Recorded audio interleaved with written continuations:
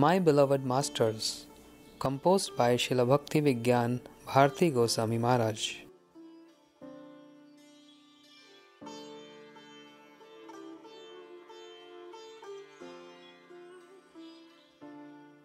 Shishimad Bhakti Pramod Puri Goswami Maharaj. Unparalleled service to Srila Prabhupada's Brihad Mirdanga. In 1922, at the age of 24, Shishimad Bhakti Pramod Puri Goswami Maharaj, then Sri Pranavananda Brahmachari, accepted complete shelter at the lotus feet of Srila Prabhupada on the most auspicious day of Sri Krishna Janmashtami. On that day, he accepted both Harinam and Diksha initiations and engaged himself exclusively in the service of the mutt. Previously, he had been a science student who later switched to studying the arts. After finishing his secondary schooling and receiving his Indian school certificate, he went on to study the arts at the university level and acquired a Bachelor of Arts degree. Knowing Sri Pranavananda Brahmachari to be well educated, Srila Prabhupada called him near and said, "I desire to publish a daily spiritual newspaper titled Dainyak Nadya Prakash, and I want you to be its editor." Sri Pranavananda Brahmachari asked Srila Prabhupada, "What are the duties of an editor?" Srila Prabhupada replied, "When you begin your service and start publishing the newspaper, you will automatically understand what must be done. When a devotee accepts the responsibility of performing a service with the intention of pleasing Sri Hari, Guru and Vaishnavas, then they themselves reveal all the necessary knowledge to him and invest him with the required competence to properly perform that service. There is no need to externally advise or instruct him on what must be done." Under the editorship of Sri Pranavananda Brahmachari, Dainyak Nadya Prakash preserved and broadcast the teachings of Srila Prabhupada, and when it was distributed among the masses, it illuminated the whole world with its literary and spiritual excellence. Contemporary scholars were baffled that someone was publishing a spiritual newspaper, and that too on a daily basis. I heard the following instance from the lotus mouth of Srila Puri Goswami Maharaj himself. Once, while speaking with Srila Prabhupada at Sri Gaudiya Mutt in Bagh Bazar, Kolkata, Sri Madan Mohan Malviya, the founder of the world-famous Banaras Hindu University in Varanasi, Uttar Pradesh, with great astonishment asked him, "For how long will you be able to run this Dainyak Nadya Prakash? From where will you obtain the great number of spiritual articles needed to keep it in a print every day?"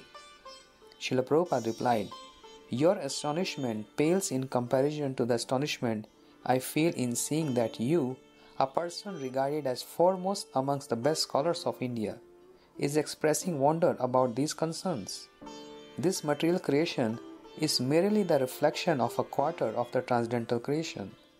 Across the globe, countless newspapers are published every day in different languages, and this earth planet is only one part of the 14-fold planetary system, which belongs to just one of the innumerable Brahmans in the material creation. Despite the mundanity of the articles in this newspaper, everyone feels they are ever fresh. Therefore, why would you be astonished about the daily publishing of but one newspaper, the Dainyak Nadya Prakash, which focuses on the transcendental spiritual world? In fact, we have enough transcendental content about the spiritual realm to publish numerous daily newspapers for all eternity." For approximately 75 years of his life, from the time Srila Prabhupada was physically present until well after Srila Prabhupada's departure, Srila Puri Goswami Maharaj experienced great internal bliss in his persistent and enthusiastic service of Srila Prabhupada's Brihad Mirdanga, his printing press. I personally witnessed how he engaged in publication services even in his advanced age. In his later years, his bent back prevented him from sitting straight and from writing for long periods of time, and so he used a wooden plank to support his back and continue writing. Although his hands trembled from the effect of old age, and his previously elegant handwriting gradually became less legible, he never stopped writing.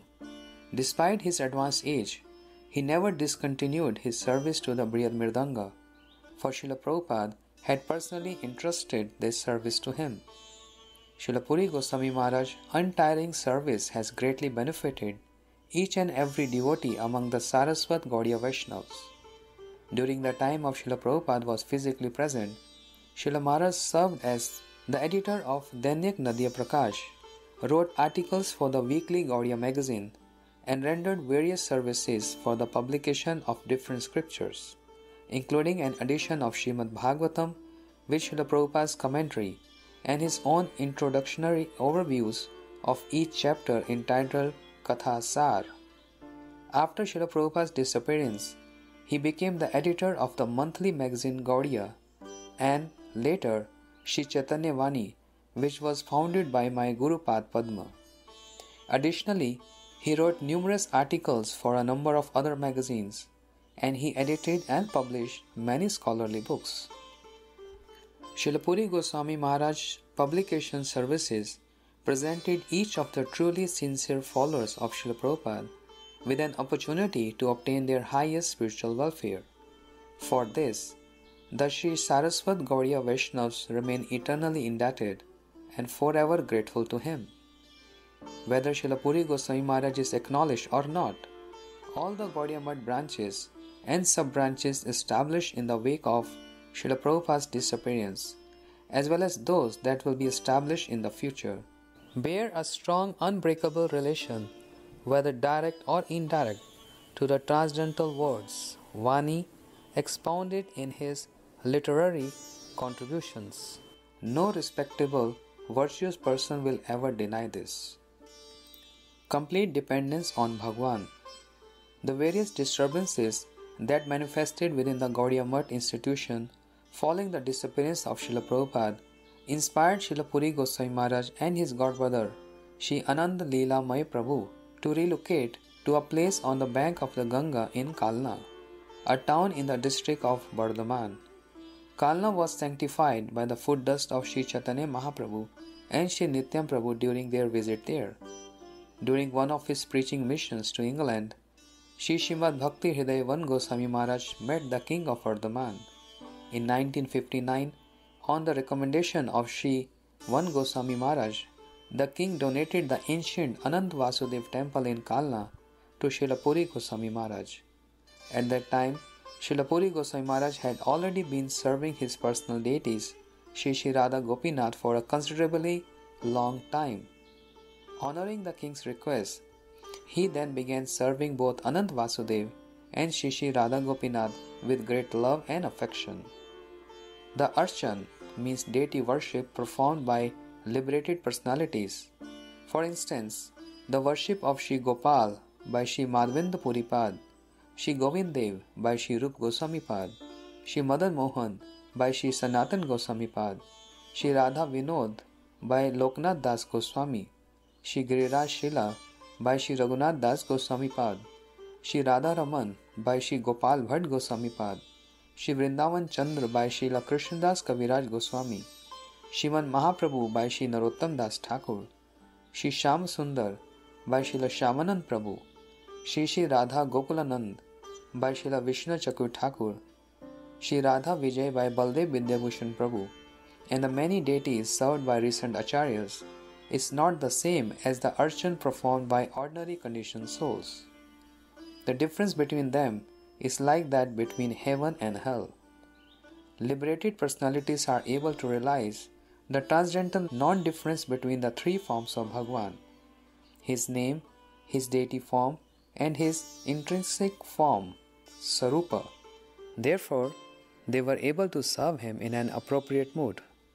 But the conditioned souls, lacking such transcendental realization, must abide by the prescribed rules and regulations when performing deity worship. Srila Puri Goswami Maharaj was fully renounced throughout his entire life. He always considered serving Srila Prabhupada's printing press, a service that was entrusted to him by Srila Prabhupada himself, to be his primary objective. When the opportunity arose to perform other services, He would perform them with great sincerity, but he never developed such an attachment to them as he did to serving Srila Prabhupada by publishing spiritual literature. Srila Puri Goswami Maharaj never directed even a fraction of his energy towards intentionally collecting money, attracting followers, garnering recognition, or acquiring land. He would always say, "A person is led to that in which he invests his energy." As part of his daily deity worship, Srila Puri Goswami Maharaj would bathe the deities in water he personally fetched from the nearby Ganga, offer them bhoga, and then perform arati. When he would go out to collect bhiksha, alms, Shri Anand Leelamai Prabhu would serve the deities, and conversely, when Shri Anand Leelamai Prabhu would collect bhiksha, Srila Puri Goswami Maharaj would serve the deities. Once Guru Maharaj sent me a letter when I was in Kolkata.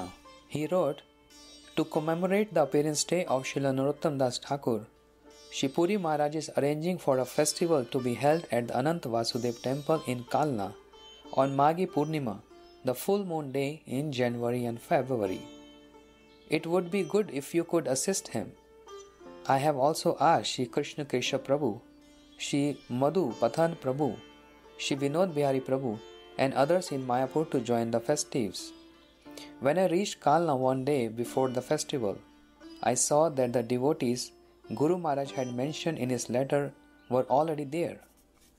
Also present were Dr. S. N. Ghosh and Dr. Naveen Ranjan Sen Gupta, both of whom were disciples of Srila Prabhupada and residents of Kolkata. That evening, I asked Srila Puri Goswami Maharaj, "Srila Maharaj, is something wrong? I notice there is nothing to cook, nor are there any cooking utensils. There are not even flowers with which to decorate the temple for tomorrow's festival. What has happened?" Srila Puri Maharaj replied, "Shri Ananda Leelamai Prabhu never mentioned anything to me. I suppose these things will be managed somehow." Feeling dumbfounded, I thought, Srila Maharaj has invited so many people to this festival, but he is not the slightest bit worried that, as of yet, nothing has been arranged. Moreover, I do not understand why Srila Maharaj has mentioned Shri Ananda Leelamai Prabhu's name. To the best of my knowledge, Shri Anand Leelamai Prabhu was never made responsible for arranging anything. Who knows what deep bhav, what confidential mood Srila Puri Goswami Maharaj must be experiencing. Although I tried, I was unable to ignore my concern. I asked Shri Ananda Leelamai Prabhu about the situation, but I was unconvinced by his reply. Thus, I returned to Srila Puri Goswami Maharaj and asked, "Maharaj, when and from where are the ingredients for preparing bhoga to arrive?"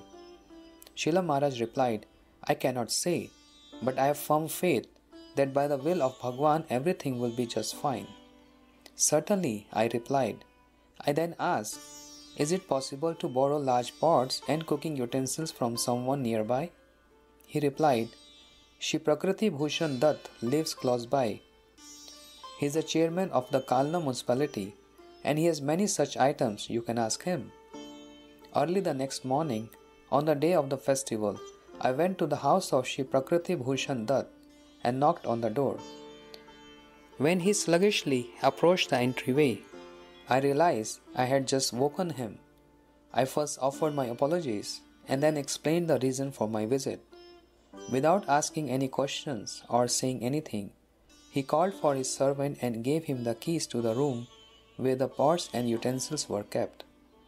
"Let him take whatever he needs," he said. After I brought all the necessary pots and utensils to the mutt, all the devotees cleaned them. In the meantime, a couple of persons had brought a few meager ingredients for cooking bhoga, but the amount was far from sufficient. After I placed large pots of water on the stove to boil, I sat back and waited for more ingredients to arrive. Within a very short time, people began to arrive one after another like a line of ants, offering scores of items like jaggery, sugar, rice, pulses, flour, vegetables, milk and yogurt. Suddenly, there was no shortage at all. The mutt appeared as if it were a grocery. Seeing the abundance, I was reminded of a verse from Bhagavad Gita 9.22. Ananyas chintyamam ye jana paripasate tesham nitya bhuktanam yokshem vahamyaham. For those who are devoid of other desires, who are always absorbed in contemplating me, and who always worship me, I personally carry their necessities and preserve what they presently have. I considered myself fortunate to witness such a practical example of this verse manifest before me. My bliss knew no end. Seeing that no one was available to cook for the festival, I gratefully accepted the responsibility and cooked under the guidance of Shripad Krishna Keshav Brahmachari, who used to cook for Srila Prabhupada. Never before had I cooked for so many people at one time. I cooked all the preparations ordered by Srila Puri Goswami Maharaj and did not stop until everyone was fully satisfied. Lunch prasadam was served the entire afternoon until evening approached. Innumerable devotees honored that prasad. Many of them even took some prasad home with them. But still there was no scarcity. In fact, the remaining ingredients were so plentiful they lasted an entire month. Even so, Srila Puri Goswami Maharaj was as indifferent towards saving those ingredients as he was towards collecting them from the start. He was genuinely unconcerned for the future and appeared to be the embodiment of the following verse. Alabde va vinashyate va bhakshya achadane sadane avikalpa matir bhutva harim eva dhiya smaret. Bhakti Rasamrita Sindhu 1.2.114. Even if a practitioner of devotion is unable to obtain the necessities of life, or if he loses something after obtaining it, he should remain untroubled and continue remembering Sri Hari. Organizing a festival after having first collected all the necessary items is not the same as organizing a festival without having collected anything in advance. One way or another, Bhagwan undoubtedly fulfills the desire of a surrendered devotee.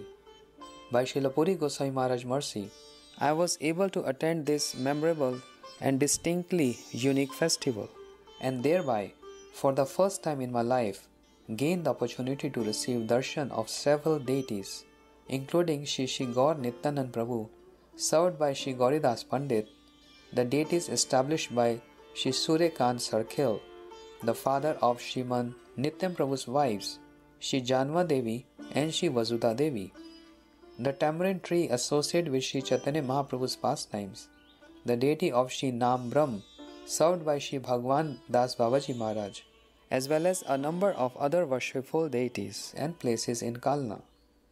I attended many festivals organized by Shri Gopinath Gaudiya Mutt, the mutt established by Shri Puri Goswami Maharaj, while he was present in this world, and after his disappearance, when his disciple Shri Bhakti Vibhut Bodhayan Maharaj began organizing the festivals.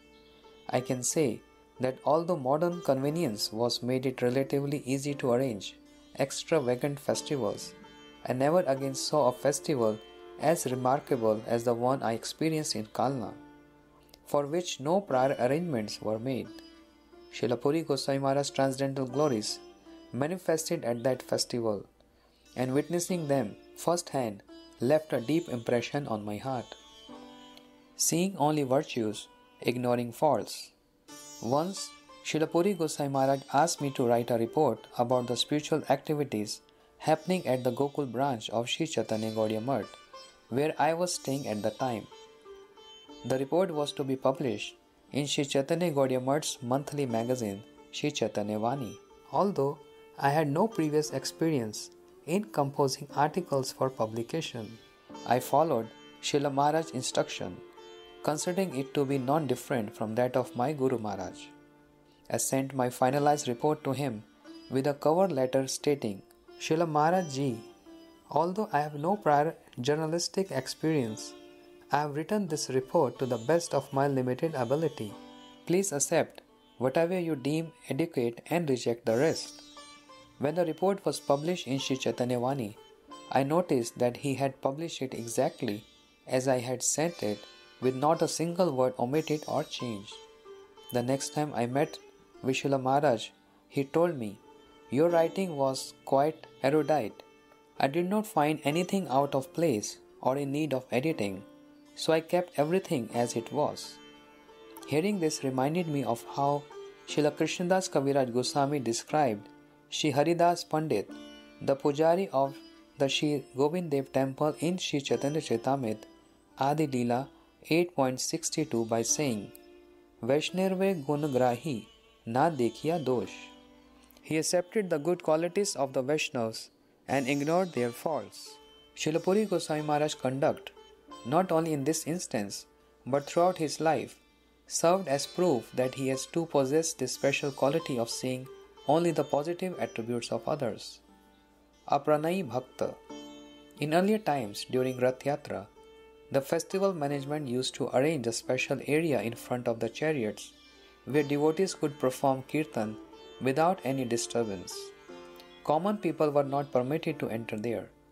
Once, while Gaudiyamba devotees were performing kirtan in that area, under the guidance of my Guru Maharaj, the servants or pandas of Lord Jagannath became so ecstatic by hearing the kirtan that they lifted Guru Maharaj on their shoulders and forcefully carried him onto the Lord's chariot.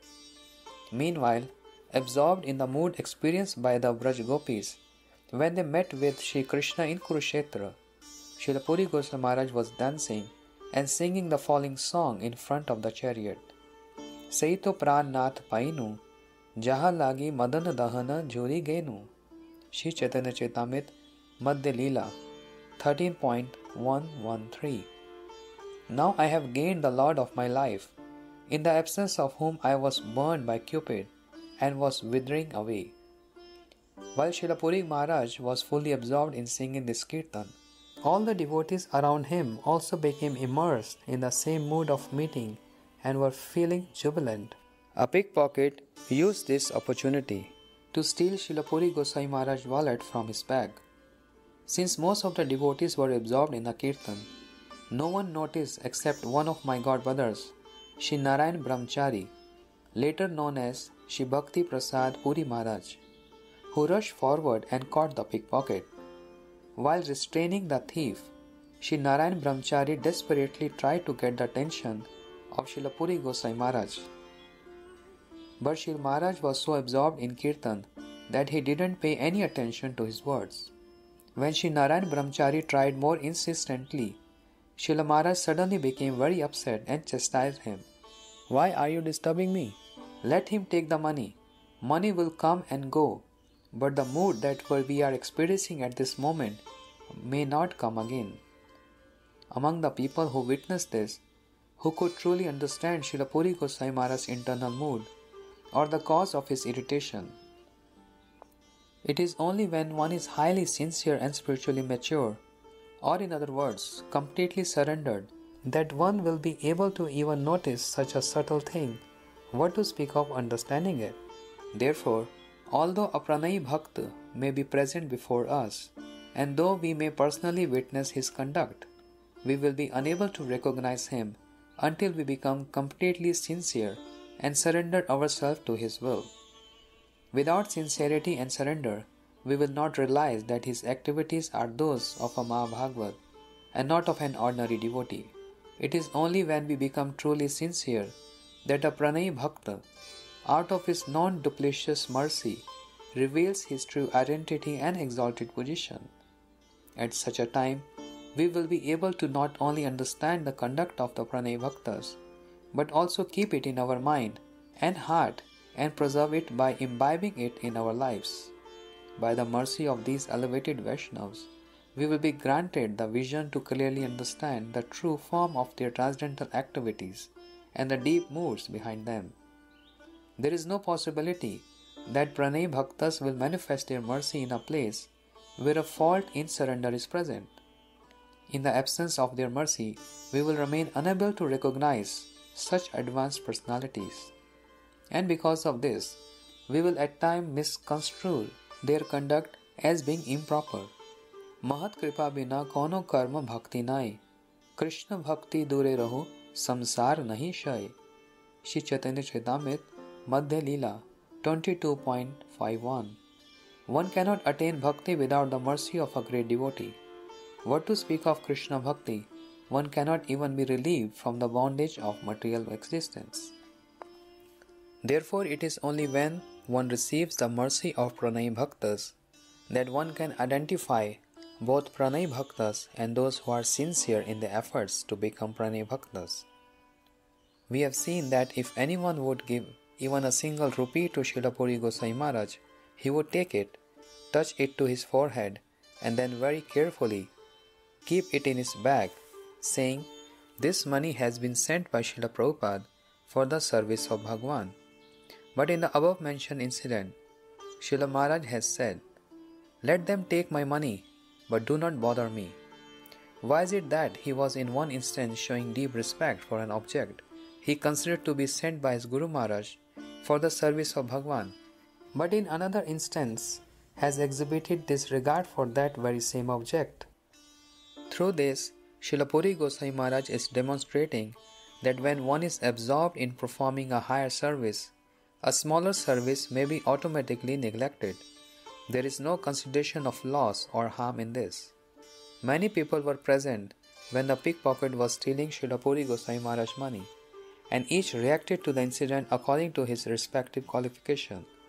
The senior Vaishnavas, who were fully absorbed in Kirtan and relishing the divine moods of the Rath Yatra festival, were not at all agitated, whereas the junior, neophyte devotees, who hurried to apprehend and punish the pickpocket, must have felt disappointed when Srila Puri Gosai Maharaj chastised them for disturbing his mood.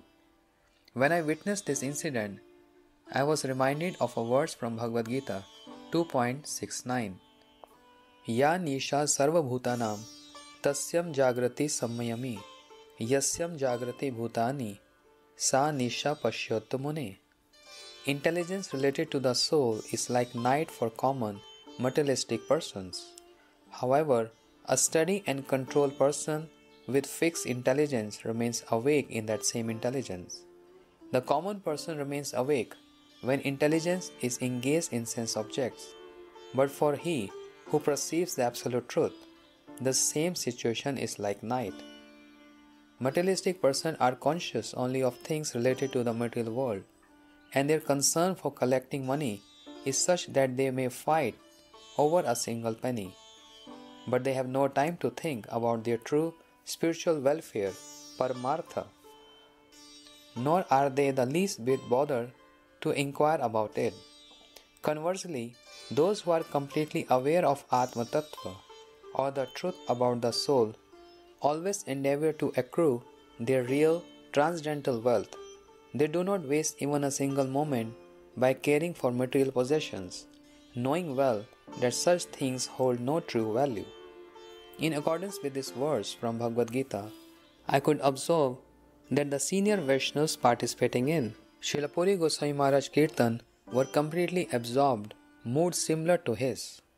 Due to their absorption, they were oblivious to the pickpocket. The neophyte devotees, however, were oblivious to the senior Vaishnav's absorption, and so their priority was to apprehend the pickpocket. Parikrama without the association of Pranay Bhakta is not parikrama.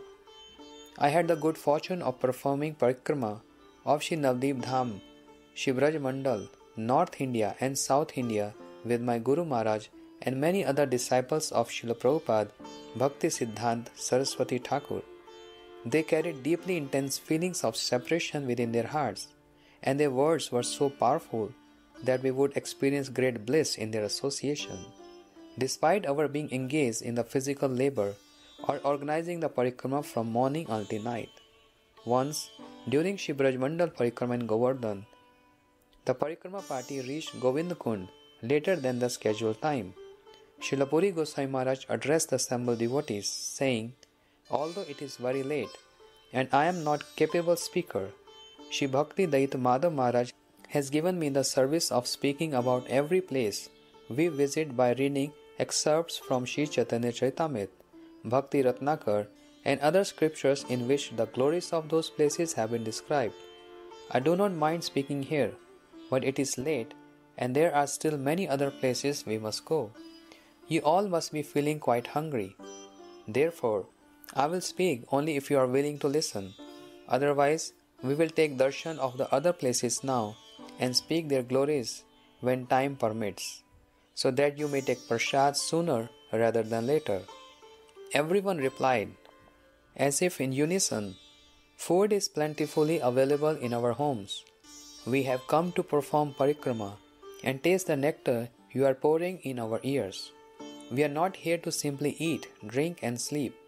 Please kindly narrate the pastimes associated with these places we are visiting.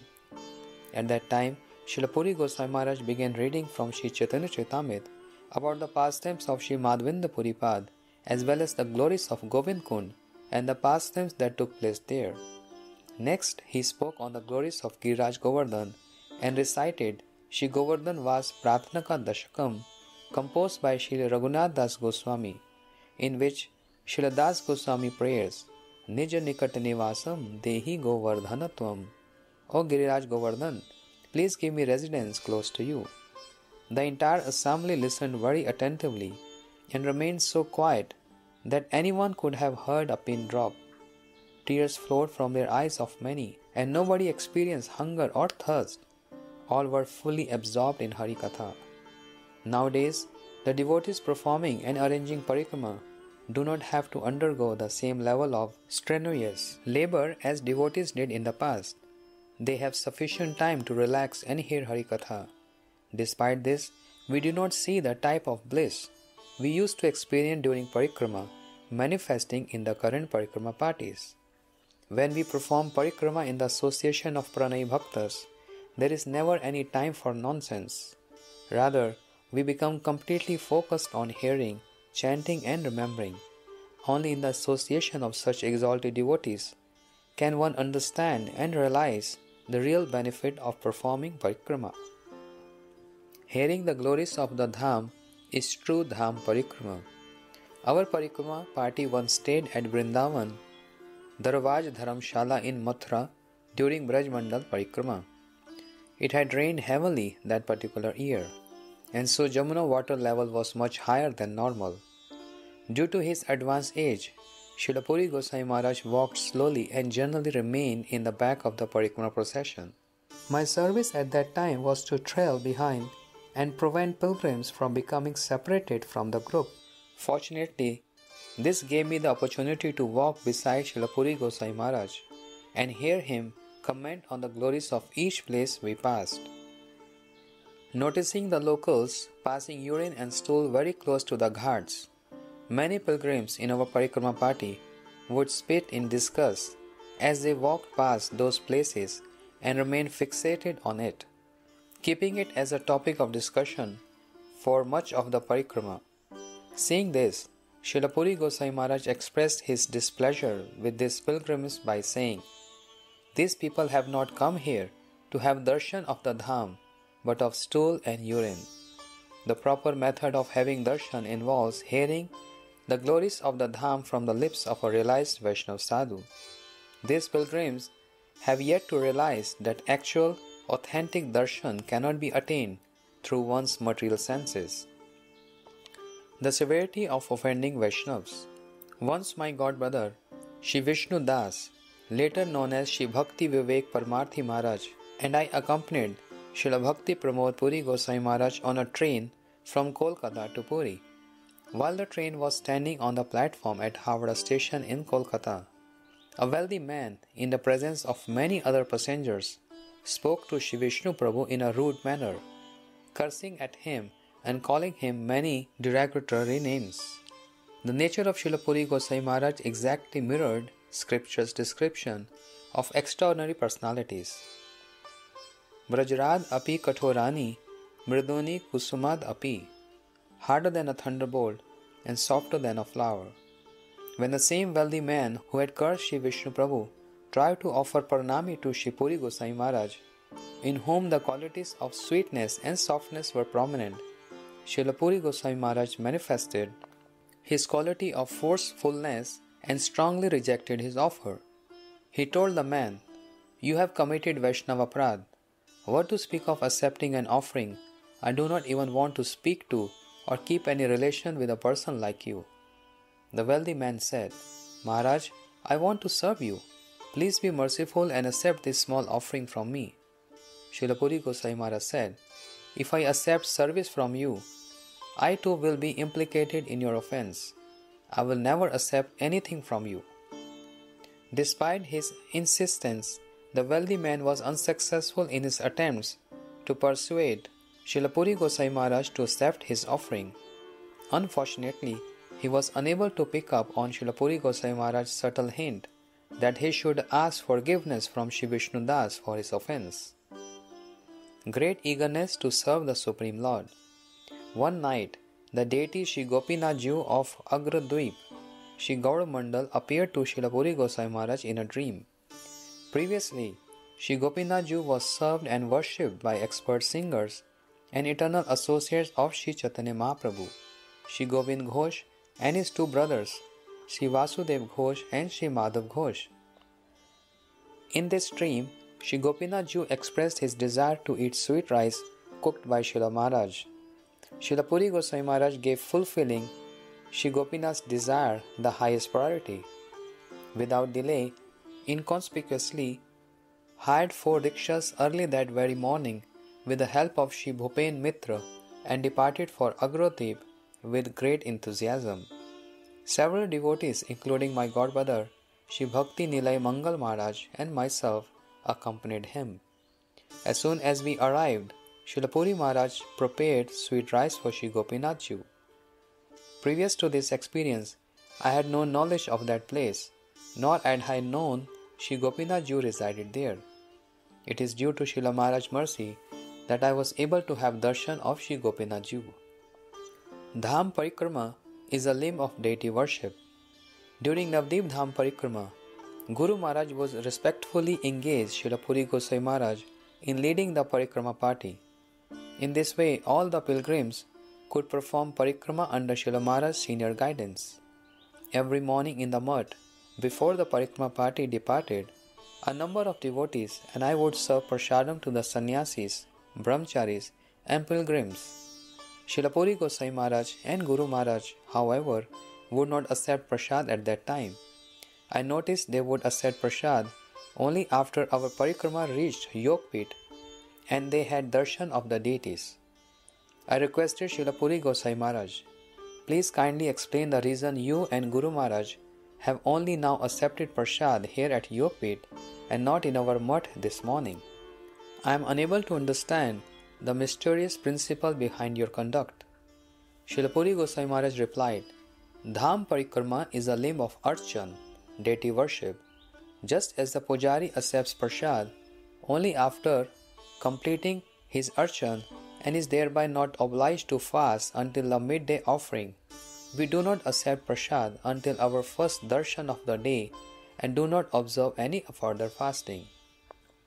Everything given by Vaishnav is transcendental. Raw rice belongs to the mode of goodness, and when it is cooked, it is suitable for offering to Bhagwan. Therefore, the only rice prasad I would accept was that which had been cooked from raw grains.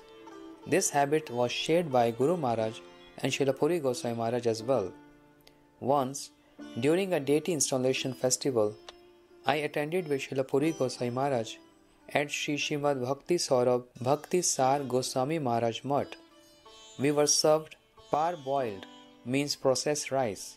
As I hesitatingly stayed at my plate, Srila Bhakti Sar Goswami Maharaj requested us to begin honoring prasad.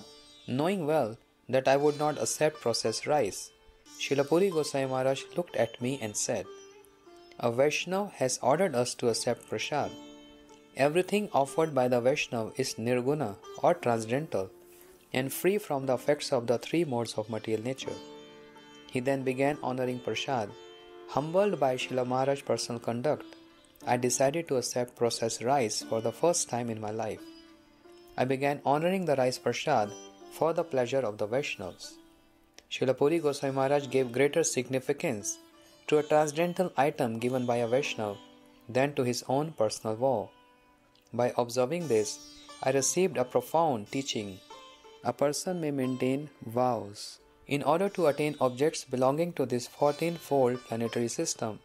But bhakti can be attained only by giving precedence to Vaishnava Seva.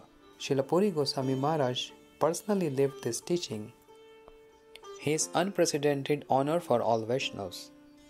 One of the service I was assigned during Brajmandal Parikrama was to provide the disciples of Srila Prabhupada, Bhakti Siddhanta Saraswati Thakur, with hot water for their morning bath. Each time I would bring Srila Puri Goswami Maharaj his bucket of hot water, he would first sprinkle a few drops of that water on his head. I heard him explain, "This water has been brought by a Vaishnava. Everything given by a Vaishnava is prasad, his mercy. How, then, can I use this water to wash my feet? Before using it, I must first honor it by touching it to my head. Only then will I use it to wash my body. I must treat this water in the same manner as the remnants given by senior Vaishnavas, like cloths and other items. Such items are tangible manifestations of the Vaishnava's mercy and can be utilized to aid in our service if necessary." That he treated me, an ordinary person who can be counted among his disciples, with the respect due a Vaishnava attests to the immense veneration he possesses for his fellow godbrothers and senior Vaishnavas. A realized Kirtaniya. In the month of Kartik, during Brajmandal Parikrama, Shri Puri Goswami Maharaj would, according to the 8 divisions of the day, Ashtayam, sing kirtans composed by Srila Bhaktivinoda Thakur that are based on the 8 verses of Shikshashtakam and related to Ashtakali Leela. Footnote: the 8-fold transcendental pastimes Shri Krishna performed with his eternal associates in Golok Vrindavan. Additionally, he would sing the kirtans Srila Bhaktivinoda Thakur composed as an adaptation of verses from Shri Krishnadas Kaviraj Goswami's Shri Govind Lilamrit. His voice was naturally sweet, and the various melodies he used, which were appropriately chosen according to the time of the day, were so enchanting that it was as if divine nectar was being poured into the ears of his listeners. As he would sing, his heart would rejoice, and his melodious voice would attract one and all, young and old alike.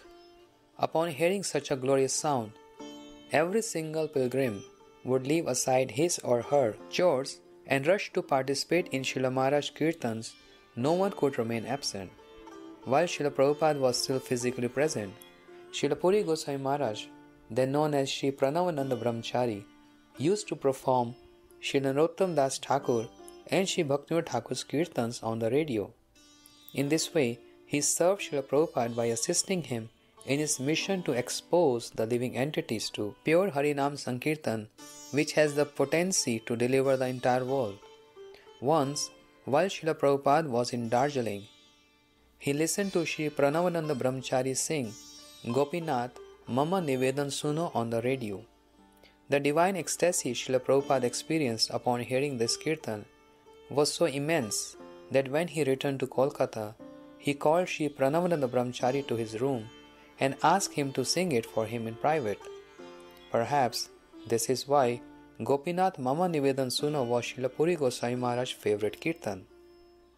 Recognizing his humble position in Srila Prabhupada's mission, in a letter addressed to Sri Atendra Das Adhikari, the compiler of Sri Gaudiya Kanthar, Srila Prabhupada wrote, Srila Bhaktivinoda Thakur has revealed a wonderful pastime by describing himself as a sweeper of Sri Namhatta, the marketplace where Sri Harinam is bought and sold.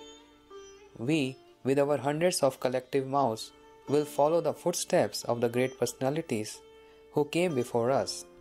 We will present ourselves as brooms to accomplish this task of Prapanch Marjan Leela, or removing the dirt of ignorance born of materiality from the hearts of the conditioned souls. In other words, we shall preach Harikatha everywhere and endeavor with all sincerity to save others from harmful association. Although this activity may not appeal to the people of this world, it is the sole means by which they will attain true auspiciousness. Each time Srila Puri Goswami Maharaj would recite this quotation, he would add, Srila Prabhupada has instructed us to become brooms to clean the dirt of ignorance from the hearts of the conditioned souls. Still, it is not by becoming an independent broom that I will consider myself most fortunate and my life to be successful. Rather, I wish to become just one of the twigs of Srila Prabhupada's transcendental broom. The hallmark of high-class association. Once, the Mayapur branch of Sri Gopinath Gaudiya Math organized a festival to commemorate the appearance day of Srila Puri Goswami Maharaj. My godbrother, Pujyapad Bhakti Vallabh Tirth Maharaj and I were appointed as the Assembly's Sabhapatis, chairpersons for the first and second days respectively. During the assembly, Srila Puri Goswami Maharaj humbly said, "Although my Bandhavs, sincere friends, the servants of Sri Gopinath Gaudiya Math have organized a grand festival today for my birthday, I am completely unqualified to accept this worship. My most worshipful Guru Pad Padma, Srila Bhakti Siddhant Saraswati Thakur Prabhupada is present here in the form of his portrait. He is the embodiment of all our previous acharyas, and I am the most insignificant servants of his servants." In the book Sharanagati 3.3.1, Srila Bhakti Thakur has taught us, "Sarvasya tomar charane sopiya, padechi tomar ghare, tumi to Thakur tomar kukur, boliya janaho more." Having surrendered everything at your lotus feet, I remain prostrated at your house.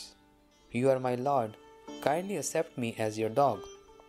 Inspired by Srila Bhakti Thakur's example of the idle mood of a servant, I hereby proclaim myself to be a pet dog of the servants of Srila Prabhupada. In my opinion, the root cause of your honoring and worshipping me is my relationship with my spiritual master. Therefore, your worship is actually directed to him and not me. Because I am his servant, I am naturally seated at his lotus feet. It is only due to my proximity to him that the elements of this grand worship have happened to touch my body. This worship belongs not to this pet dog, but to my beloved master. This is my firm belief. I am extremely joyful when I see my master being worshipped. Therefore, it would greatly please me if you could understand that this is the subtle essence of the divine worship you are performing today.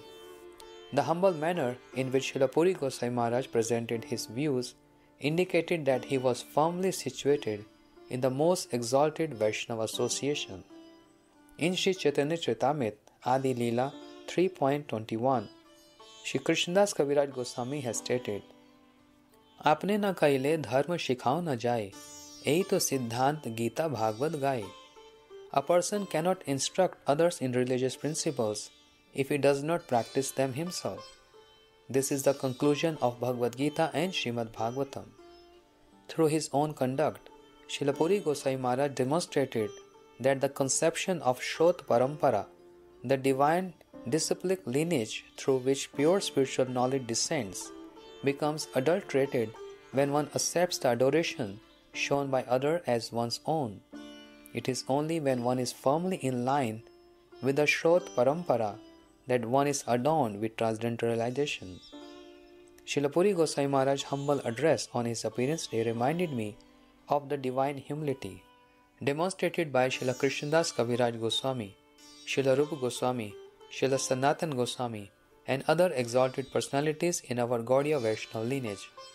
It was then that I understood just how advanced and realized Srila Puri Goswami Maharaj was. An exchange of affection between godbrothers.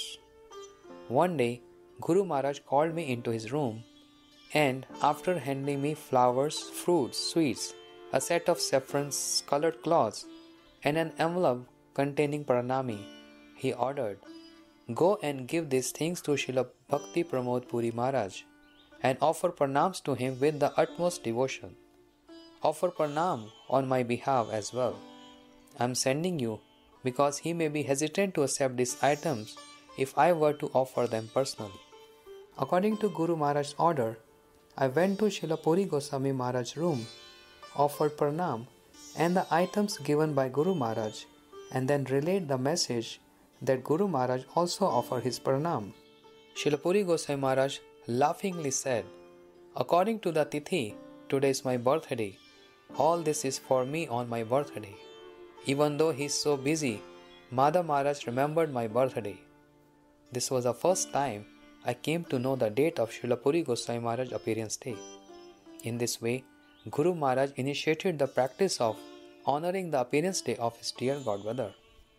When I returned to Guru Maharaj and informed him that I had given everything to Srila Puri Goswami Maharaj, he said, "One should worship the Vaishnavas on their appearance days by remembering and serving them. We should hear the glorifications, kirtan of their most sublime qualities and divine character. Because Srila Puri Maharaj is my senior godbrother, I have taken a room directly below his, so that I may always honor him by keeping him on my head, and thus receive the shelter of his lotus feet. In the core of my heart, I felt overwhelmingly pleased that I could become the medium to deliver Guru Maharaj's affection and loving gifts to Srila Puri Goswami Maharaj. His disinterest in viewing others as his property. Whenever Srila Puri Goswami Maharaj was absorbed in service, he would often send devotees with spiritual questions to me, so that I could resolve their issues. This especially happened in his later years. He would tell such devotees, "My memory is weakening day by day. Please approach Sripad Bharti Maharaj. He will be able to answer any question you may have." We often see that many so-called gurus view their disciples as their own property and forbid them from seeking the guidance of qualified Vaishnavas. But Srila Puri Goswami Maharaj never felt his disciples belonged to him. Rather, he firmly believed they belonged to Bhagwan and his Guru Pad Padma, Srila Prabhupada. Only those endowed with Anya Bilasha Shunyata, the quality of being devoid of desires other than pleasing Shri Krishna, and the prerequisites for performing Hari Kirtan. Footnote: the prerequisites for performing true Hari Kirtan are humility, compassion, a desire to give respect to all, and a complete lack of desire for prestige.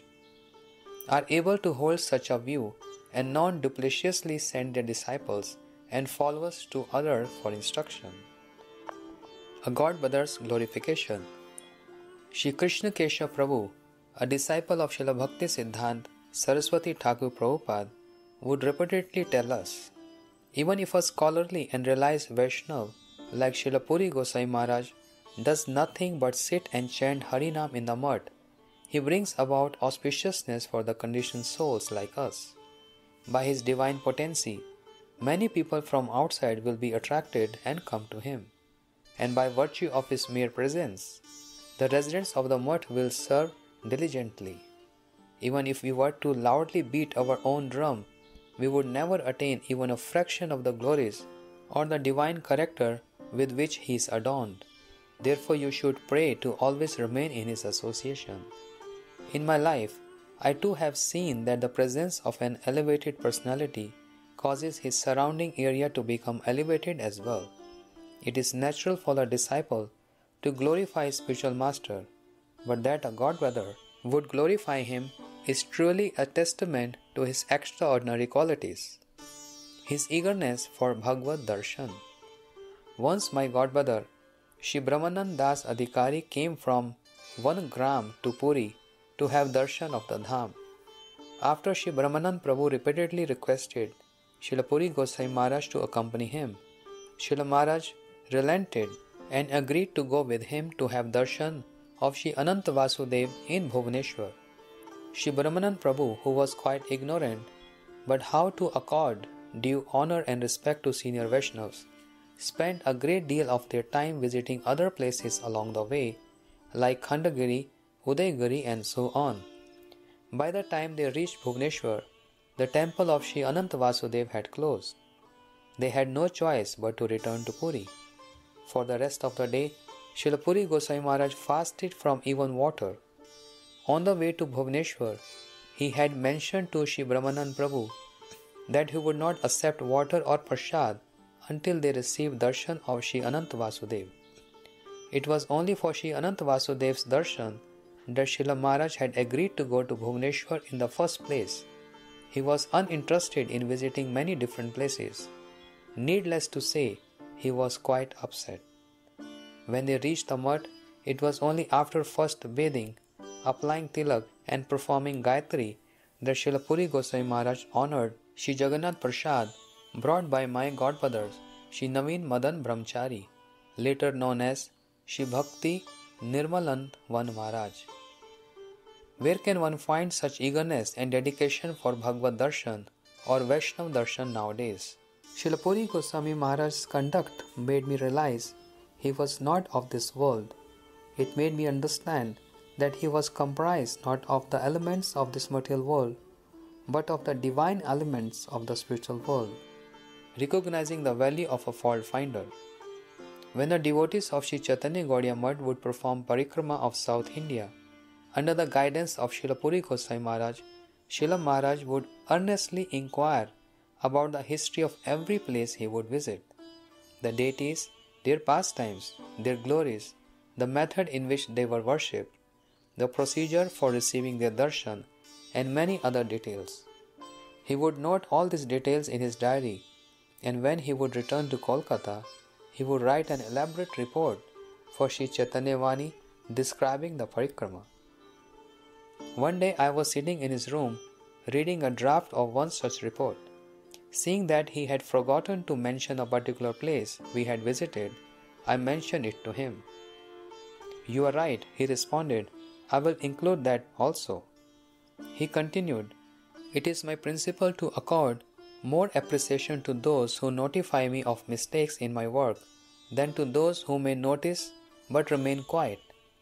Yes, men are easy to come by, but it is rare to find a bandhav, a sincere well-wisher with honest intentions. I do not consider those who simply agree with and praise whatever I may say or write to be my bandhavs. I much prefer the company of a proofreader, or, for that matter, any individual who is unafraid to point out my mistakes, than someone who remains excessively idle." Almost immediately after this incident, Srila Puri Goswami Maharaj approached Guru Maharaj and said, "If you wish to ensure that the publishing of Sri Chaitanya Vani remains proficient, please allow Bharti Maharaj to join its publication team. Others may not appreciate his reluctance to readily agree with anyone and everyone. It is this reluctance that makes him qualified to serve on the publication team and help me to improve the quality of the magazine." Guru Maharaj replied, "This very quality is the reason I considered Bharti Maharaj my right-hand man. If I were to allow him to work with you, I would not have anyone qualified to oversee other equally important services. I desperately need him for the new mutt we are currently constructing. Please allow me to keep him with me for the time being." Srila Puri Goswami Maharaj, who was like a simple, gentle child at heart, easily accepted Guru Maharaj's request without any protest, seeing himself as the cause of others' hostility. Once when Srila Puri Goswami Maharaj went to have darshan of a godbrother, that godbrother, instead of meeting Srila Maharaj, sent 100 rupees as a donation through his sevak and sent Srila Maharaj away. When Srila Maharaj returned to the mutt, he fasted for the entire day. He did not accept even water. Without keeping a single paisa of his godbrother's donation for himself, he put the entire 100 rupees into the Thakurji's donation box. When I asked him the reason why he was fasting, Srila Maharaj replied, "I went for Vaishnav Darshan, but I was unable to attain it because I am an offender. I am fasting in order to atone for my offenses." Shri Chaitanya Bhagavat, Madhya Khand 8.197 states, "Sarva Maha Prashchitta Je Prabhur Naam." Chanting the Lord's names is the highest form of atonement. Therefore, I shall disengage myself from all activities today other than chanting the names of Bhagavan. I said, "It appears to me that it was not you who committed an offense, but rather the person who refused to meet with you." Srila Puri Goswami Maharaj replied by quoting a verse from a kirtan in Srila Bhaktivinoda Thakur's Kalyan Kalp Taru, Uchvas 2.7.6. He said, "Vaishnav Charitra Sarvada Pavitra." The Vaishnav's character is ever pure. If a Vaishnav behaves maliciously with us, we should remain guided by the principle of the verse Tatyanukampa susmikshamano. Footnote: Tatyanukampa susmikshamano Bhunjan evatma kritam vipakam Hide vak papubhir vidyadham namaste Jivata yo mukti pade sa daibhak. Srimad Bhagavatam 10.14.8. One who, while always expecting your mercy, tolerates the results of his previous misdeeds and constantly offers respect to you with his heart, speech, and body, is eligible to receive the inheritance of your lotus feet. We should remain dependent on Bhagwan's mercy and consider such hostility to be the result of our past karma. His view on Vaishnava Aparadh. During the time of Paran, footnote, the specific time for breaking a fast, one Dwadashi day, all the devotees were seated in a line waiting to honor Prasad. Just as Prasad was finished being served, one brahmachari removed a particular sannyasi's leaf plate, threw it away, and ordered the sannyasi to leave that place and never return. Witnessing such behavior, Srila Puri Goswami Maharaj became gravely upset and said, I cannot remain here any longer. For so many years, I have stayed with Srila Bhakti Daita Madhav Maharaj, whose standards for diligently serving Vaishnavas are renowned. Srila Madhav Maharaj demonstrated those standards through his conduct, and he served even those who opposed him. A few devotees tried their best to pacify Srila Puri Goswami Maharaj, but were unsuccessful. Srila Maharaj then quoted Srila Krishnadas Kaviraj Goswami. Mahantir apaman je deshe gram hai, ek janar doshe saba deshe ujadai. Shri Chaitanya Charitamrita, Ante Leela 3.164. He explained, the entire village must suffer if even one person living there insults a great personality. This can be seen in the life of Ramchandra Khan. His offense to Haridas Thakur later led to him offending Sri Nityananda Prabhu, and subsequently his entire village was destroyed as a result. And when Devanand Pandit remained a mute spectator while his students dragged Srivas Pandit out of his assembly, he too was implicated in that offense and became deprived of Mahaprabhu's mercy. While narrating the instance of Daksh Prajapati and Sati, Srimad Bhagavatam asserts that if one cannot punish a Vaishnava Aparadhi by either cutting out his tongue or publicly rendering him speechless through scripture arguments, then one is required to leave that place. This incident inspired Srila Puri Goswami Maharaj to write a multitude of essays on the subject of Vaishnava Aparadh, including the grave consequences of committing such offences. The Acharya of Sri Gopinath Gaudiya Math. Guru Maharaj knew well that Gopinath Mama Nivedan Suno was Srila Puri Goswami Maharaj's favorite kirtan, and also that he used to worship the deities of Shri Shri Radha Gopinath. Hence, he referred to Srila Puri Goswami Maharaj as the Acharya of Sri Gopinath Gaudiya Math. Guru Maharaj always used this title when printing invitations for events at which Srila Puri Goswami Maharaj was scheduled to speak. This was long before Srila Puri Goswami Maharaj formally established Sri Gopinath Gaudiya Math. It was as if Guru Maharaj was predicting Srila Puri Maharaj would later establish an institution with this name. Many years later, when by the desire of Bhagwan, Srila Puri Goswami Maharaj established a math, he did not opt for a new name for his institution. Rather, he respectfully kept the name his godmother had revealed. Thus, his math is now known by all as Sri Gopinath Gaudiya Math, our guide on the path of bhakti. After Guru Maharaj manifested his disappearance pastimes and entered Nitya Leela, it was Srila Puri Goswami Maharaj who, due to having resided in Sri Chaitanya Gaudiya Math for such a long time, acted as the foremost savior of Guru Maharaj's disciples. He was our main guide, who helped us navigate the rugged road that lay ahead, and he advised us regarding what is proper and what is improper. The shelter of his lotus feet always provided us with the utmost tranquility. Nowhere else have we found such peacefulness. Expressing the grief of separation from a dear friend. After the completion of Sri Navdeep Dham Parikrama, that followed Guru Maharaj's disappearance pastime, Srila Puri Gosai Maharaj addressed the final assembly as follows. Shri Gaur Kishore Keli Bhavan, Shri Mayapur, the place of Sriman Mahaprabhu's pastimes as a youth, was Pujyapat Madhav Maharaj's life and soul. Just as it was for our most worshipful Srila Prabhupada, Pujyapat Madhav Maharaj often enthusiastically discussed the glories of the Dham with his dear associates, and he engaged everyone in revealing the brilliance of those glories by encouraging them to perform Dham Seva. In Sri Sri Navdeep Bhav Tarang 26-27, Srila Bhaktivinoda Thakur has described Sri Ishodhyan, a magnificent garden in Sri Mayapur. Mayapur Dakshina Amshe Janvira Tate Saraswati Sangamera Ativa Nikate Ishodhyan Nam Upavan Suvistar Sarvada Bhajan Sthan Hauk Amar. In the southern part of Mayapur, on the bank of the Ganga, near its confluence with the Saraswati river, is the enormous garden of Ishodhyan. May that garden always remain my place of bhajan.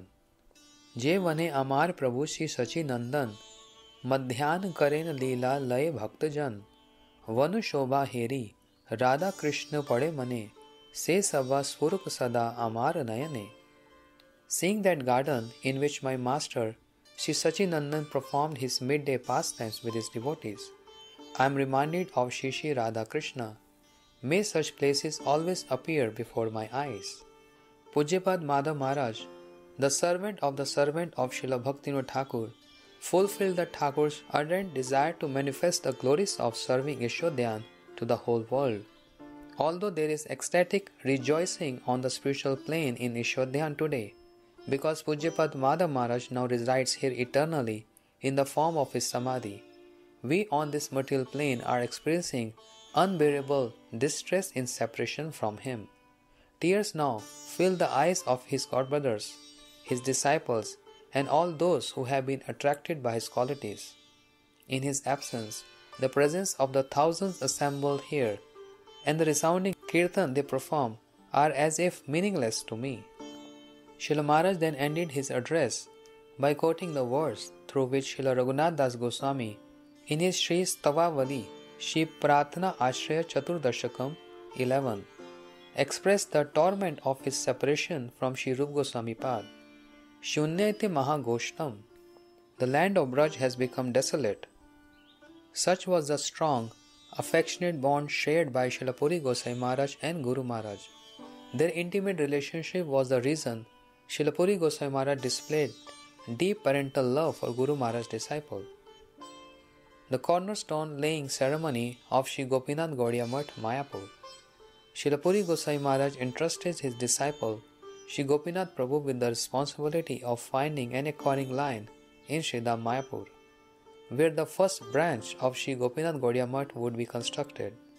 When Sri Gopinath Prabhu had come to Mayapur and narrowed his choice down to 2 lots, he asked for my opinion on which of the 2 lots he should purchase. I told him, it is best to establish your math on whatever land is in the closest proximity to the other Gaudiya Maths of Mayapur. That way, devotees will always be nearby, and you need not to be concerned about the math's security should you have to leave. Moreover, you can ask the nearby maths for provisions when you are in need. Being near the other Gaudiya Maths is not only convenient, but is conducive for bhajan as well. Following my advice, Sri Gopinath Prabhu acquired the land where the Mayapur branch of Sri Gopinath Gaudiya Math is presently located. Srila Puri Gosai Maharaj also gave his consent, saying, "Why seek any further? For what should we be concerned when a Vaishnava has already selected a piece of land?" Once the date for the auspicious cornerstone laying ceremony was decided, Srila Puri Gosai Maharaj wrote me a letter saying, "I want you to be present during the cornerstone laying ceremony." When I reached Mayapur 2 days prior to the ceremony, Shri Krishna Dhan Banerjee, a disciple of Srila Bhakti Hriday Van Gosai Maharaj, handed me another letter from Srila Puri Gosai Maharaj. Through that letter, Srila Maharaj intimated his deep faith and affection for me and awarded me his mercy.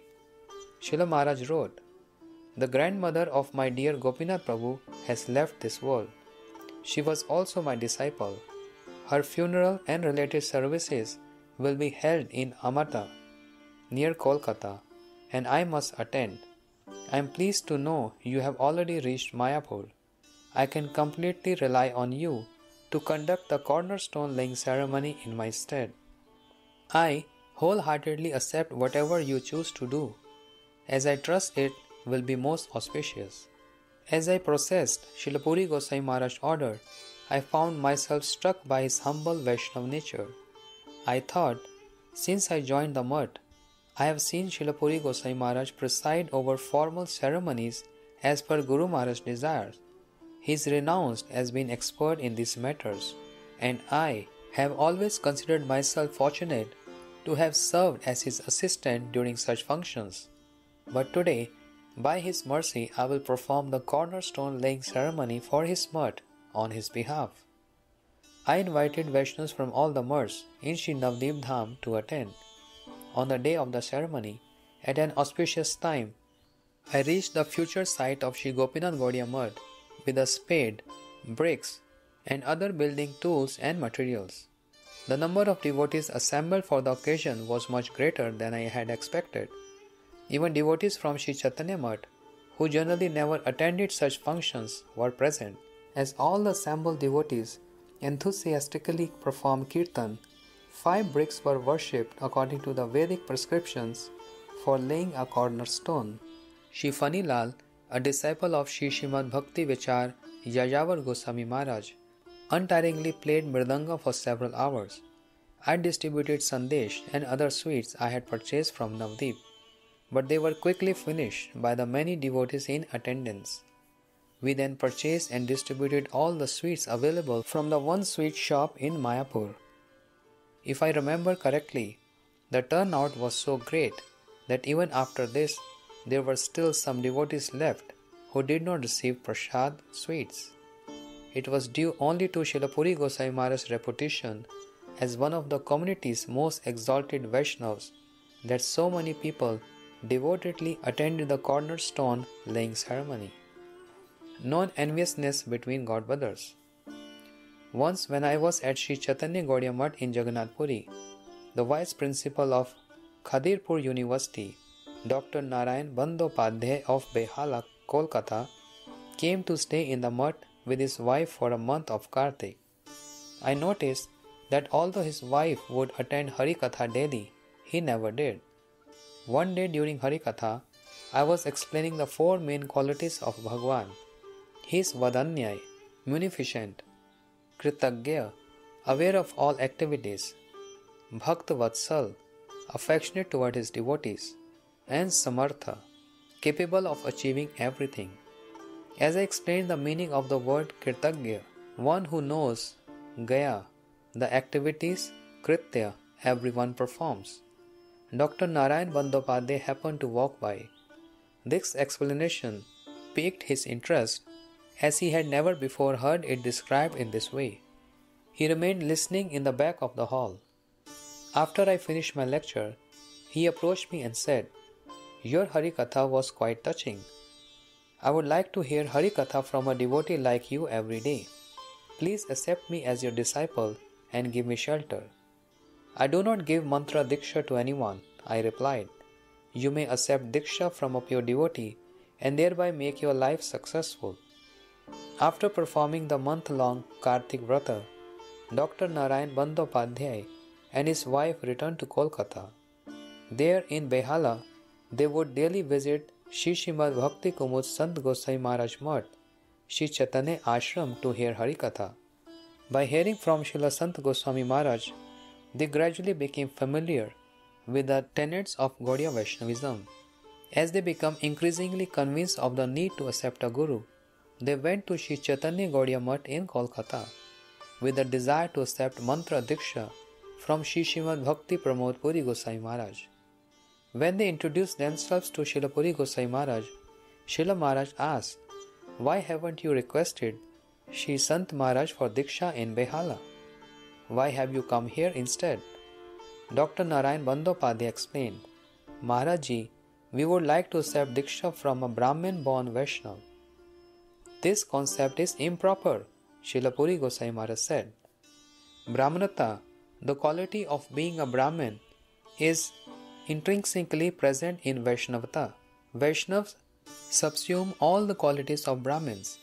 They are naturally and firmly established in Atma Dharma, the principle of identifying oneself as a soul. It is offensive to identify or distinguish them based on Sharir Dharma, on bodily considerations like caste and race. He continued, "You are mistaken in considering Sri Sant Maharaj to be a non-Brahmin. An intelligent person will never leave the nearby Ganga to bathe in a far-away lake. You should therefore make your life successful by accepting Sri Sant Maharaj's shelter. Moreover, the scriptures declare that one must atone for the offenses of distinguishing a Vaishnav based on Sharir Dharma or bodily consideration by immediately taking shelter of that Vaishnav. Archaya Vishnu Shiladhir Gurushu Narmater Vaishnava Jati Buddhi Vishnu va Vaishnavanam Kali Mal Mathane Pad Tirtha Ambo Buddhi Shri Vishnu Namani Mantre Sakal Kalashu He Shabd Samanya Buddhi Vishnu Sarveshwara Tad Itara Samadhir Yasya va Naraki Saha. Padma Puran. A person is bound for hell who considers the deity to be made of wood, stone or any alloy, who considers the Guru, who is an eternal devotee of Bhagwan, to be an ordinary human who is subject to death, who considers a Vaishnav to belong to a particular caste or creed, who considers Charnamrit, water which has washed the feet of Shri Vishnu and the Vaishnavas, to be ordinary water, when in reality it destroys the evils of the age of Kali, who considers the holy name and the mantra of Shri Vishnu, which destroy all types of sinful reaction, to be ordinary material sound vibrations, and who considers the Supreme Controller, Shri Vishnu, to be equal to the many demigods. As per the advice of Srila Puri Goswami Maharaj, Dr. Narayan Bandyopadhyay and his wife took shelter at the lotus feet of Sri Sant Goswami Maharaj. The above incident prominently demonstrates Srila Puri Goswami Maharaj's sincere Vaishnava humility, his ardent desire to bring about the welfare of those who approached him, as well as the deep faith and non-envious affection he possessed for his junior godbrother, Srila Sant Goswami Maharaj. Persistence in bhajan despite illness. Once while Srila Puri Goswami Maharaj was staying in a room with a temporary asbestos roof at Sri Gopinath Gaudiya Math's newly acquired property at Chakratirtha Jagannath Puri, he fell sick due to the cold weather. He was brought to Sri Chaitanya Gaudiya Math at Grand Road so that he could be provided comfortable facilities while he recovered. Upon his arrival at the Math, I immediately called for a specialist from the hospital. After examining Srila Maharaj, the doctor advised us to admit him for a night in the hospital, where he would receive oxygen and a saline drip. My godbrother, Shri Gaurang Prasad Brahmachari, now Shri Bhakti Saurabh Acharya Maharaj, said, "Those who go to the hospital in Puri never return." Hearing this comment, a few of Srila Puri Goswami Maharaj's female disciples began crying, and many devotees became reluctant to admit Srila Puri Maharaj to hospital. Srila Puri Goswami Maharaj, however, had faith in my counsel. He told his sevakas, "You should follow whatever Bharti Maharaj feels is appropriate." I said, "Maharaj, it would be best for you to go to the hospital, for they are able to provide oxygen and saline drips there. Moreover, the doctor is recommending you be admitted for only one night." Srila Puri Goswami Maharaj agreed, and we admitted him to the hospital. He felt a bit hot at that time, and so I personally brought 2 of the Math's standing fans for him. I stayed with him throughout the night and brought him back to the Math when the doctor gave permission the following day. While in the hospital, he recited his daily stavs and stutis, verses of prayer and praise, just as he would do in the Math. I was astonished that his condition had no effect on his conduct, his gentle temperament, his forbearance, or his spiritual practices. A solemn prayer to remain unaffected by wealth. To commemorate the 100th appearance day anniversary of Srila Puri Goswami Maharaj, Shri Gopinath Gaudiya Math arranged a festival in Jagannath Puri.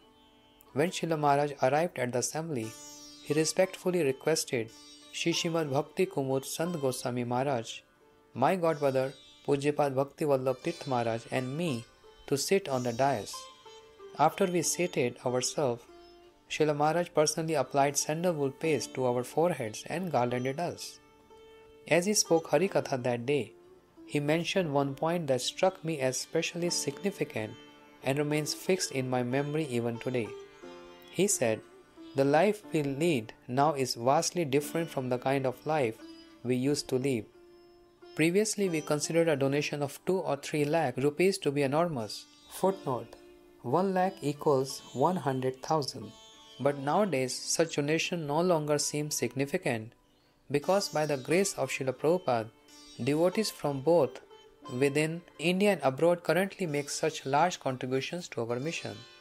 Now that our supporters are many and we are financially prosperous, I pray to the lotus feet of Srila Prabhupada and to the lotus feet of Sri Chaitanya Mahaprabhu and his associates that my disciples may not fail to practically apply the principle of Trinadapi Sunichena, remaining humbler than a straw, and that they do not become influenced by the false pride that comes with wealth and followers.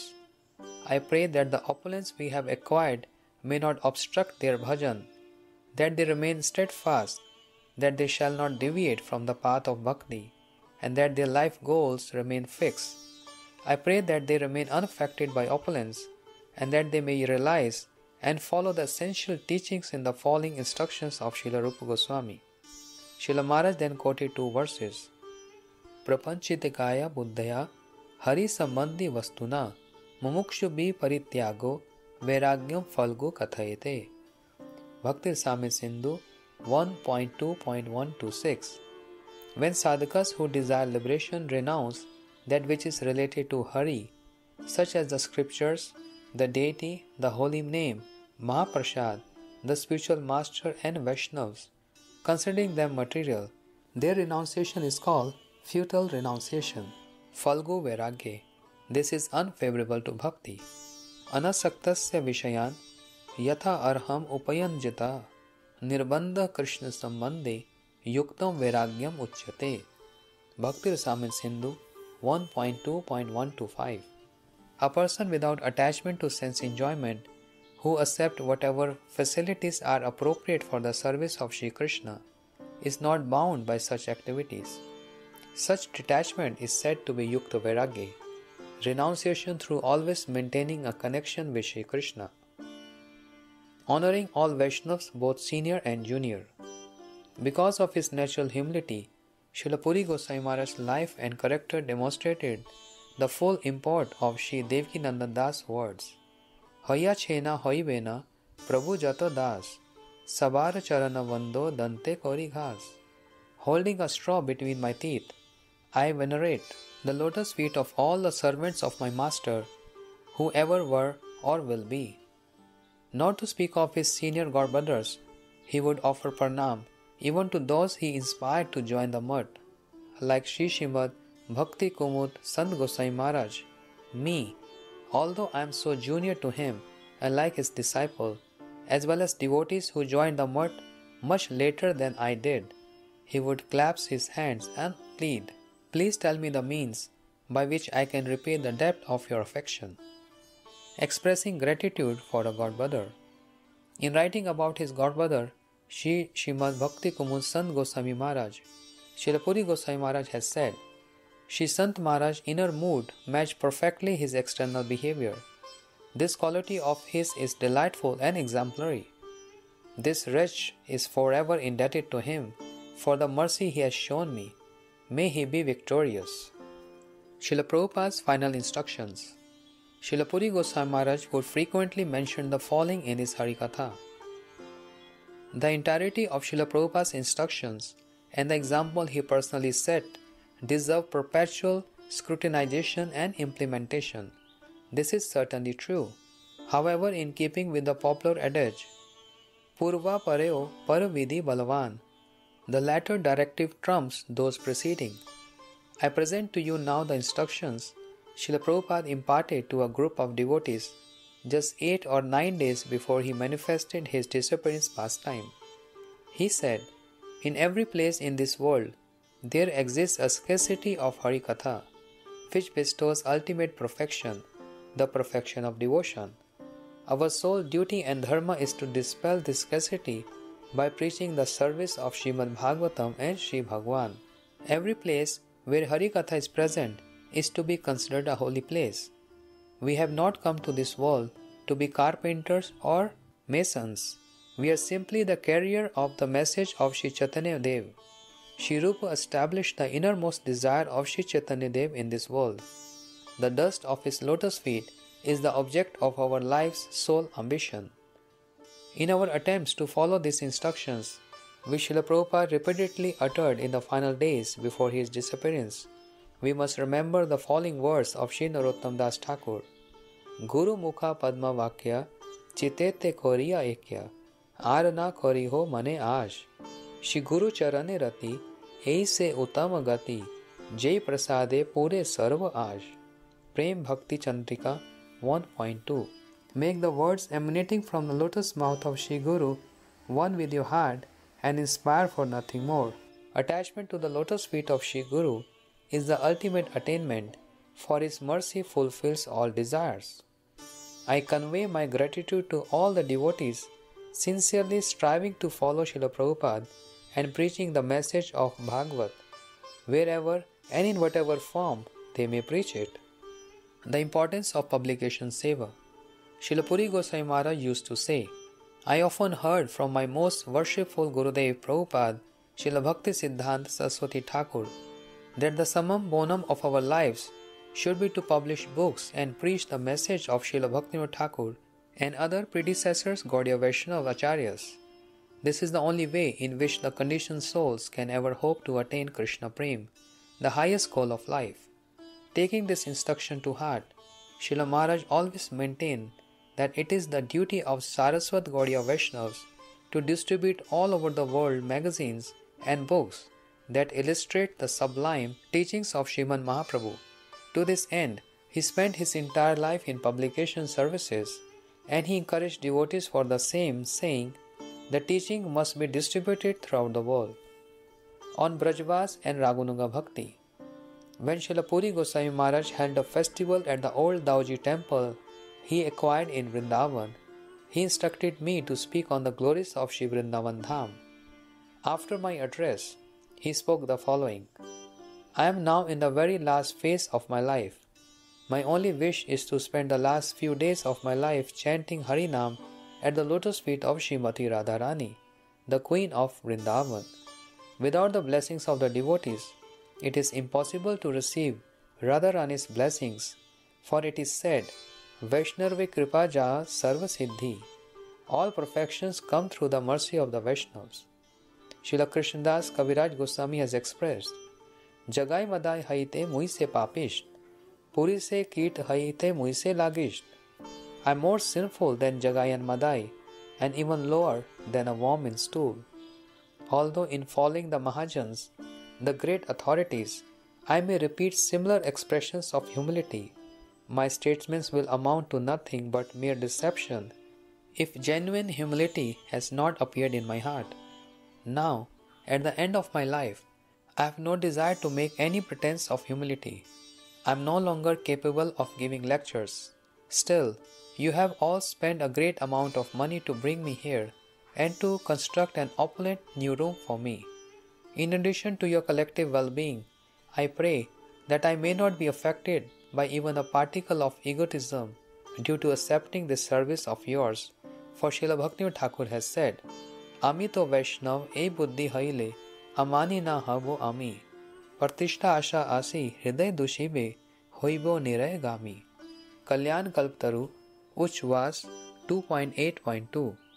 If I develop the idea that I am a Vaishnav, then I will never become humble. My heart will become contaminated with the desire to receive honor from others, and I shall go to hell. The purpose of residing in Vrindavan is to obtain the dust of the Vaishnav's lotus feet, follow in their footsteps, and chant Sri Krishna Nam. our divine spiritual master has mercifully revealed his identity as Shri Varshabhanavi Daita Das, the servant of Srimati Radharani's beloved. Srila Prabhupada is eternally Radharani's personal associate. Without his mercy and the mercy of those Vaishnavas who comprise his spiritual family, we cannot make our residence in Vrindavan meaningful.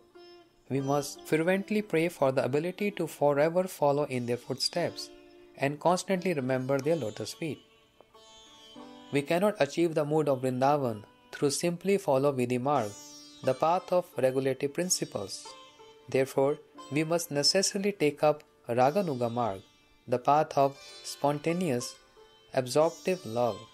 Shri Rupa Goswami has said, Ishte Swarasaki Ragaha Param Avishtita Bhaved Tanmaya Bhaved Bhaktihi Satra Ragatmaka Uddita.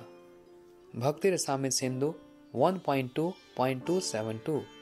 The intense and spontaneous absorption in the object of one's adoration, Ishta, is called Rag. Devotion that is characterized by such Rag is called Ragatmika Bhakti. Raganuga Bhakti is defined as devotion that follows the example of Brajavasis' Ragatmika Bhakti. We must all strive for this kind of devotion. His Samadhi ceremony. In the month of Kartik, 1999, Shri Chaitanya Gaudiya Math's month-long Shri Braj Mandal Parikrama culminated in a grand 2-day festival beginning on Utthan Ekadashi to commemorate Guru Maharaj Appearance Day. It was just after the completion of the festival that the Sevaks of the Puri branch of Shri Gopinath Gaudiya Math informed us that Srila Puri Goswami Maharaj had manifested his disappearance pastime and entered Nitya Leela. Upon hearing the news, I immediately decided I must attend Srila Maharaj's Samadhi ceremony. Srila Puri Goswami Maharaj's disciple, Shri Bhakti Vibhud Bodhayan Maharaj was preaching overseas at the time, but he spoke with my godbrother, Pujyapad Bhakti Vallabh Tirth Maharaj by phone. Pujyapad Tirth Maharaj then called me to his room and briefed me on his discussion with Shri Bodhayan Maharaj. He said Shri Bodhayan Maharaj greatly distressed that he will be unable to reach Mayapur in time for his Gurudev's Samadhi ceremony. He has humbly requested for at least one of us to attend the Samadhi ceremony, if we are unable to both go. Pujyapad Tirth Maharaj then requested me to go to Sridham Mayapur without him and assist him with the ceremony. He promptly arranged a plane ticket and gave me 5,000 rupees to contribute towards Srila Puri Goswami Maharaj Viray Mahotsav, Festival of Separation. I left for Delhi in the evening and from there flew to Kolkata early the next day. I reached Shri Gopinath Gaudiya Math in Mayapur around 2 o'clock in the afternoon, by which time the Samadhi ceremony had almost been completed. After the ceremony, I accepted prasad there in the mud. It was agreed that a Viray Mahotsav would be held the following day and that I would act as Sabhapati, chairman for the assembly. Shri Bodhayan Maharaj arrived in Mayapur on the day of Viray Mahotsav. During the assembly, I read aloud Srila Puri Goswami Maharaj's will, wherein Shri Bodhayan Maharaj was officially appointed the Acharya of Shri Gopinath Gaudiya Math. His surrender, inducing conduct and qualities. By Guru Maharaj's mercy, I received the fortunate opportunity to serve and associate with many disciples of Srila Bhakti Siddhanta Saraswati Thakur Prabhupada. My association with Srila Puri Goswami Maharaj was especially intimate and extensive, lasting approximately 45 years. Throughout the course of our relationship, I was often astonished by his ideal conduct and his inexhaustible dedication towards serving Shri Hari, Guru and Vaishnavas. His faith in performing parikrama of both Shri Braj Mandal and Shri Navdeep Dham was so firm that he insisted on walking even in his advanced age, when he required the assistance of devotees. He would perform parikrama slowly, stopping frequently to rest. Nevertheless, when he would finally arrive at a particular pastime place, he would narrate its glories, take the dust of that place on his forehead, and, if he was visiting a body of water, perform achman. Whenever he narrated the glories of pastime places, his absorption was so intense that he would become completely oblivious to the external world. When he served the deities, his passion was such that anyone could understand he was serving someone dearer than his own self, and that he was prepared to offer everything for their pleasure. When he glorified devotees connected with Srila Prabhupada, his voice would choke up and he would weep. Though he tried his best, it was impossible for him to conceal his deep love and devotion for Srila Prabhupada.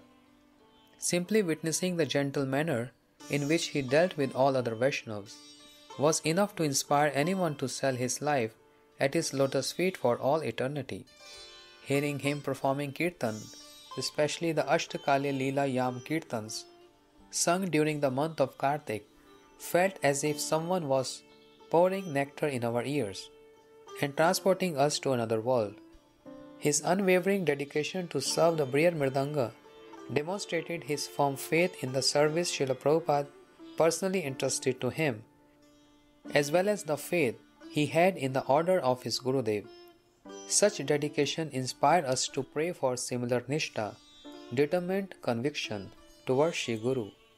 He possessed deep insights into the conceptions of Gaudiya Saraswat philosophy. All that he spoke was based on the scriptures and the words of our previous acharyas. He carefully listened to everyone's questions with great seriousness before answering, even to inquiries that seemed simple. From his conduct, I learned that one should never make loose comments. He never spoke carelessly about anyone or anything. During the time, he intentionally concealed his divine potency by leading a simple life and remaining under the guidance of his godbrothers. Very few persons came forward to serve him. But after he manifested that potency, I heard a number of people who were previously absent from his association say things like, "I associated and served Srila Puri Goswami Maharaj so much." Hearing such fabrications would remind me of Srila Bhaktivinoda Thakur's statement, "Keshav tua jagat vichitra." O Keshav, strange is your world. The nature of conditioned soul is to lie for the sake of fame and adoration.